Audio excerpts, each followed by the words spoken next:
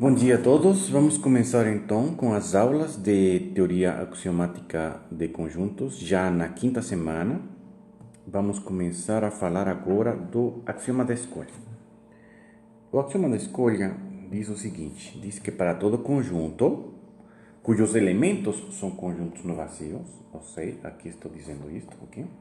Os elementos são no vazios, o conjunto X tem elementos no vazios, vai existir uma função tal que para todo elemento que está em X, a imagem de f desse elemento é um elemento desse conjunto.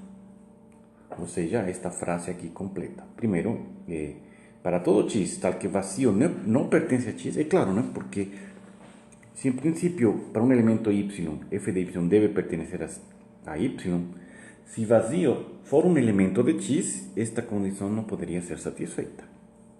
Então a gente elimina o conjunto vazio como um elemento de X, qualquer que seja o conjunto X que não tenha vazio como um de seus elementos, vai existir uma função cujo domínio é X, é tal que a imagem de todo elemento que está em X está nesse mesmo conjunto. Okay? Então, essa função f, né, é chamada de função de escolha. Tipo assim, tem um conjunto, por exemplo, se eu penso num conjunto finito, ok? Eu estaria dizendo que f é uma função que leva este conjunto em um dos seus elementos.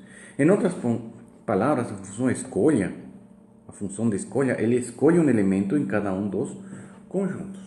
Obviamente que a gente pode provar por indução que se o conjunto for finito, a gente pode escolher esse elemento sem utilizar esse axioma da escolha, né? A filosofia por trás do axioma da escolha é que, dado um conjunto qualquer, que pode ser infinito, inclusive, você tem de uma vez a escolha para cada elemento. Ou seja, em cada conjunto você escolheu um elemento, que esse conjunto seja infinito ou não, né? Porque se o conjunto for infinito e você vai escolhendo um elemento de um elemento do outro, você nunca consegue escolher todos os elementos assim de uma vez. Por isso é que a gente precisa desse axioma para dizer isso. E por isso também é que algumas filosofias não aceitam o axioma da escolha, no sentido de que não é construtivo, né? Ele simplesmente é um negócio que existe e a gente pode fazer coisas muito, às vezes, muito estranhas com esse axioma. Mas, em princípio, é um axioma também, de outro ponto de vista, aceitável, né? Lógico que se você tem conjuntos não vazios, certo? Você pode, de uma vez só, escolher um elemento de cada um desses conjuntos, né? Essa é a função escolha, ok? Aqui temos um exercício, né? O que eu estava falando, seja N um número natural, X um conjunto de conjuntos não vazios, S uma função injetora de N em X. Então, prove, sem usar o axioma da escolha, que X possui uma função escolha. Ou seja, X tem N elementos. É o que está falando esta função, né? Se eu tenho uma função injetora de N em X, né? Então, estou dizendo que X tem N elementos, né? Bom, o axioma da escolha também é equivalente a estes outros resultados, né? Por exemplo, para todo conjunto A, o conjunto das partes onde você tirou o vazio admite função escolha. É o mesmo princípio, né? O conjunto das partes é um conjunto cujos elementos não são vazios. Então, o axioma da escolha implica, obviamente, este axioma da escolha índice 1. Mas a gente consegue provar também que este axioma, este enunciado, pode provar a existência da função escolha para qualquer conjunto X. Esse é um exercício. O segundo, toda função contém uma função injetora com a mesma imagem. Bom, você tem uma função, né, que leva elementos. A ideia é que, dado um elemento, ele pode ter várias preimagens. Você escolhe uma dessas preimagens para para você colocar esse par no conjunto que você quer. Então, de certa forma, também é uma forma de escolher elementos. E por isso é que podemos dizer que é equivalente à nossa função escolha. Também é possível demonstrar tanto ida quanto volta. A mesma ideia para uma relação binária. Uma relação binária, né? É uma relação que você escolhe elementos de um lado, combina com elementos do outro. Então, um elemento pode ter várias imagens em uma relação. Então, a ideia é você escolher só uma imagem e você consegue uma função com o mesmo domínio, né?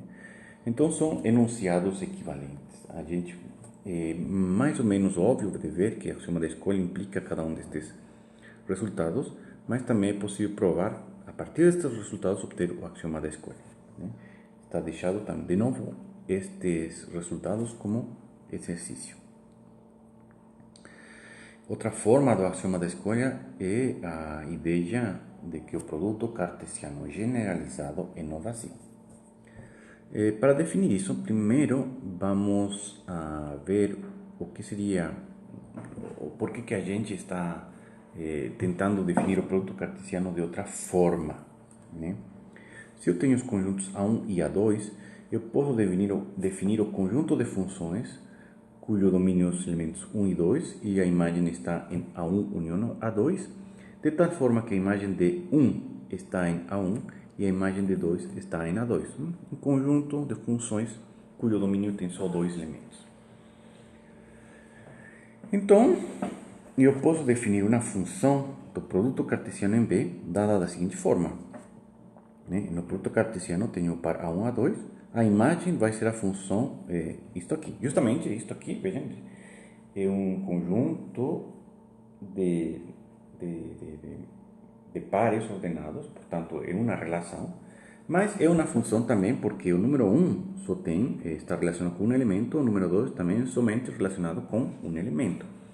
Portanto, é uma função. Então, este conjunto que vemos aqui é uma função, certo?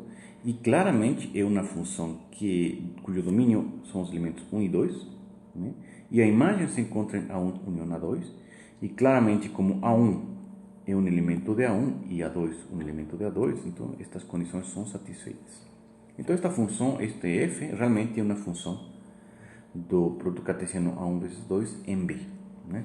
E é uma função porque, dado este elemento, eu escolho de uma única forma a sua imagem. Ok, e então a proposição fala que esta função é uma bijeção entre 1 vezes 2 e B. Ou seja, a gente pode enxergar um produto cartesiano como um conjunto de funções, né, cujo domínio tem dois elementos e a imagem justamente, a imagem do primeiro elemento está no primeiro conjunto e a imagem do segundo elemento no segundo conjunto.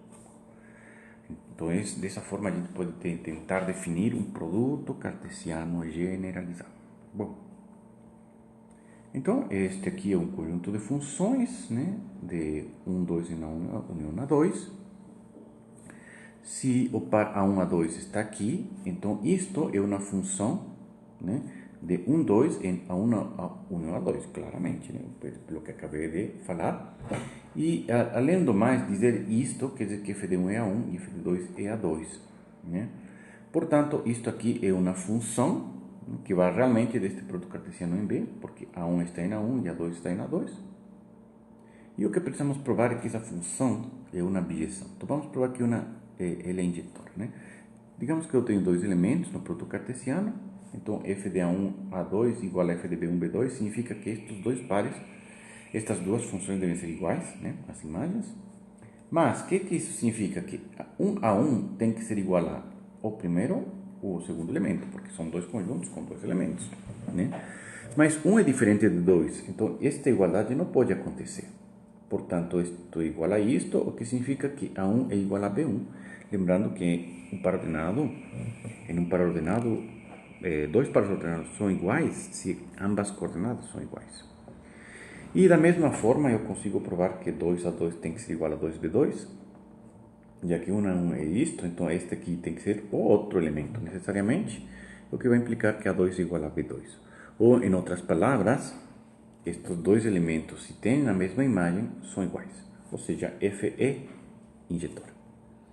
Agora, se eu tomo uma função em B, f de 1 está em A1 e f de 2 está em A2, então este par aqui é um par do produto cartesiano, e a imagem deste elemento é exatamente isto que é a função, né?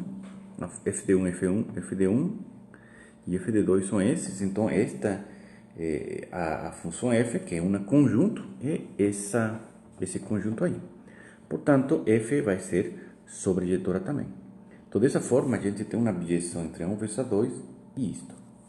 Em outras palavras, o produto cartesiano que usualmente conhecemos pode ser substituído pelo conjunto de funções do par 1, 2, na união A1 união A2, tal que f de 1 é na 1 e f de 2 é A2. Está em A2.